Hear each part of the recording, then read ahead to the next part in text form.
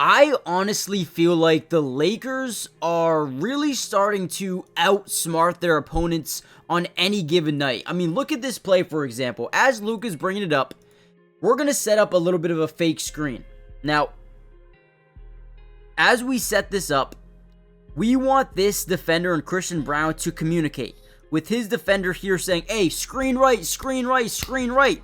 Now, what did the Nuggets do? They prematurely try to get under and over screen. So as the screen's starting to set up, Christian Brown's communicating, which backs up this defender. Once he backs up, he's expecting a screen here. He's trying to get over it, trying to get under it, but there's nothing there, which ultimately just allows Luka to step up for a wide open three. I mean, this is beautiful basketball. Great job. Again, when you are forcing a team to communicate when it does nothing, you already know you're outsmarting your opponent, and right there they get an easy, no contest three, because ultimately nobody jumps, right? Nobody contests at all. This is considered a wide open three for Luka. Unbelievable play there. We're going to break down a ton of film. Hit the like button, subscribe. Let's dive in. And guys, this play right here displays everything you need to know about outsmarting your teammates. Coming into the game, JJ Redick and the Lakers already knew, hey, we know how they like to play defense. If we're setting a screen here and having someone run off this thing, we want a point switch. That's what they do, point switching. Basically, when Aaron Gordon says, hey, switch, switch, switch, I'll take Jared Vanderbilt and you take the guy coming off the screen. So let me show you how this works. So as Connect comes off this thing, you're going to start to see Aaron Gordon start to point switch. He's like, Russ, you go get him. You go get him. And coming into this game, they already knew that. They already knew that they were going to use this type of defensive approach. So instead of actually coming down, setting that screen on Aaron Gordon and allowing them to switch this onto Russell Westbrook, watch what Jared Vanderbilt does. He goes and screens his own man because, again, he knows what they want to do. He screens his own man who they thought they were going to switch, and now buys Connect more time. Aaron Gordon, no contest. Again, considered a wide open three. Gets it to go. Guys, outsmarting teams. How do you come into a game knowing exactly what they're going to do and then execute it like this? It's pure genius by the Lakers, and JJ Redick, give them credit. All right, another very smart play. So notice what the offense is doing right now. We got a guy in the weak side corner. We got Austin Reeves slowly coming up the floor, keeping this guy out of the painted area. We also have a guy in the corner, Jackson Hayes. You can't see him on the floor, but trust me, he is there. Now, what we're going to do is we're going to come up and set a screen. Now, do you know how teams play this screen with Luka? They double team, right? So what that means, he sets a screen, this guy's going to fight over, and this guy's going to prepare to stop Luka coming off this screen, right? They don't want to give him any space, any leverage at all. So it initiates a little bit of a double team. Luka immediately kicks it over to Dorian. Now, this is when the offense comes alive. Whenever you get this pick and roll, now you get Dorian Finney-Smith. Now you have to read the defense. Now you're basically playing a 1, 2, 3, 4-on-3 basketball play. This is when you really need to make a lot of your money. Are you going to generate this rotation? Are you going to generate weak side rotation? Or is it going to come from down in the paint? You already see Jackson Hayes starts to get underneath the basket. And this is beautiful. We're going to drive in. We're going to put all that pressure on Aaron Gordon. And then we're going to throw the lob. And you're not stopping Jackson Hayes on this play. You're not.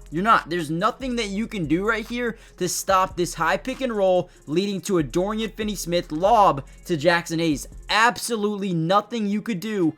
And again, the only thing you maybe could do was force him up, keep him back, but then you allow an Austin Reeves 3 if Michael Porter can't get back in time. Either way, whenever you double team Luka, you're set up for failure every time. Now, I think one of the most surprising things about this Lakers team this year has been the defense, man. Hands down, the defense is active. They want to win games, and they're fighting. The effort level is insane. I mean, take a look at this one. They're going to kick it to the top, right? They get it to their big man. They're trying to set up a DHO, and look at Jared Vanderbilt, man. The on and off ball pressure here of denying the basketball off a DHO.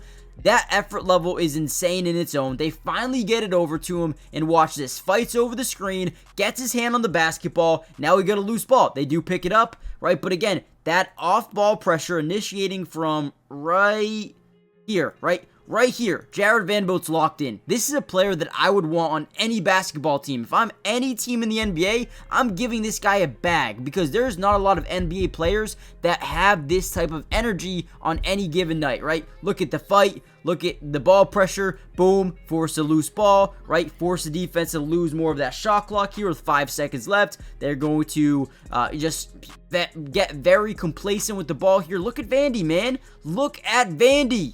There's nothing that you can do here. Drives in. Look at the rotation from the defense. As he finally gets a little bit of leverage inside the lane, we draw over Dalton, connect. Now you have nowhere to go.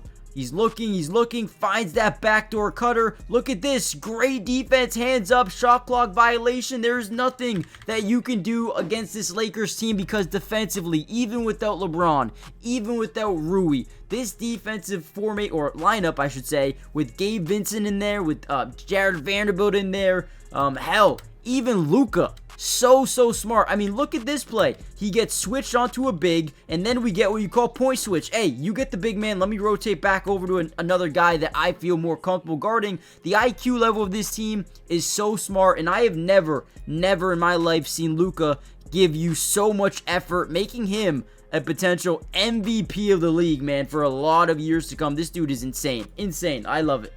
Now, guys, before we break down any more film from this game, do me a big favor, hit the like button if you want more Lakers updates and videos. Look at this, by the way, one more time. I forgot even to mention this.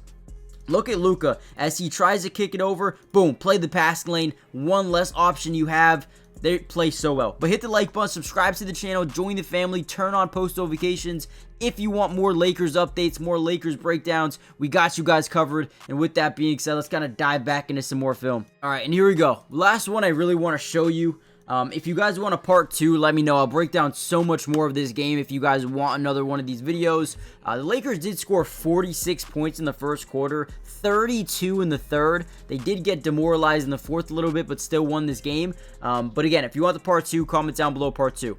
So right here, Luka, the only thing that he is reading on this play is Michael Porter Jr. You're going to see Michael Porter slowly get far behind, right? He's going to take this very slow approach to it. Look how he's very nonchalant, right? Whenever you're playing in a double screen, the last defender in double screen, you have to essentially sprint because of Luka. If this isn't Luka, if this is anybody else, you're probably not sprinting there. But since it's Luka and he's got incredible range, you need to be up, right? You already have to be prematurely ready for the screen. Now he gets very late here. He actually gets very, subtle for whatever reason, just kind of stops right here. And Luka says, okay, if you're not going to come and guard me, I'm okay with just taking a deep three.